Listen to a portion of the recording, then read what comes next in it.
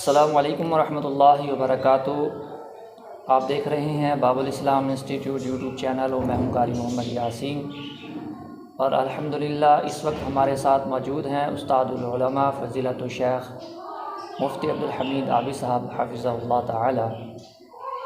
تو ہم آج شیخ محترم سے انشاءاللہ والعزیز خالص قرآن و حدیث کی روشنی میں ہی جواب چاہیں گے ربیع الاول کے حوالے سے، اور آپ سے یہ التماس کریں گے کہ ہر قسم کی فرقہ واریت کو بالکل بالائے طاق رکھتے ہوئے صرف مسلمان بن کر قرآن و حدیث کے پیغام کو سنیے اور اس پیغام کو زیادہ سے زیادہ شیئر کیجیے۔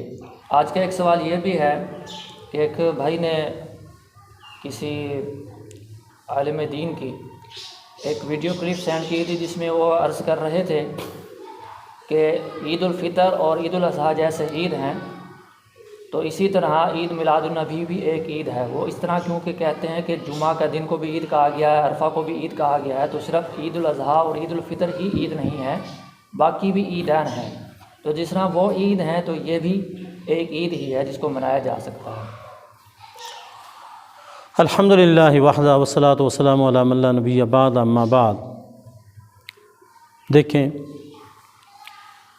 کہ جمعہ کو جو عید کہا گیا، کیوں کہا گیا؟ اس لیے کہا گیا کہ محمد رسول اللہ صلی اللہ علیہ وسلم کی زبان سے یہ بات نکلی ہے کہ جمعہ کو آپ نے عید کہا ہے۔ یوم عرفہ جس دن دین کی تکمیل ہوئی تھی، وہ آیت اتری تھی، تو اس حوالے سے بھی جو بات کہی گئی ہے وہ بھی حدیث سے ہی کہی گئی ہے۔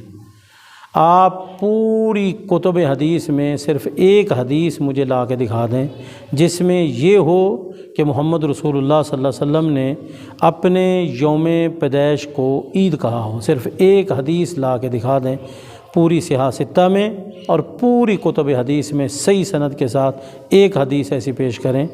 یہ تو آپ خود کہتے ہیں کہ جمعہ کو عید کہا گیا، عرفہ کے دن کو، اور اسی طرح عید الفطر کو، عید الاضحیٰ کو، تو صرف ایک حدیث اس طرح پیش کر دیں جس میں نبی علیہ الصلوۃ والسلام نے اپنے یوم پیدائش کو عید کہا ہو۔ پھر یوم عرفہ، یوم الجمعہ جہاں عید کہا ہے وہاں ان کے جو احکام ہیں وہ بھی بیان ہیں۔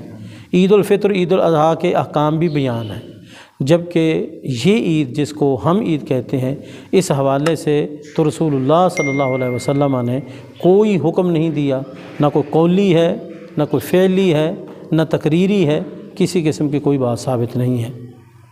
اللہ تعالی ہمیں دین کے حوالے سے قرآن و سنت کی جو ہدایات ہیں اس کے مطابق زندگی گزارنے کی توفیق عطا فرمائے۔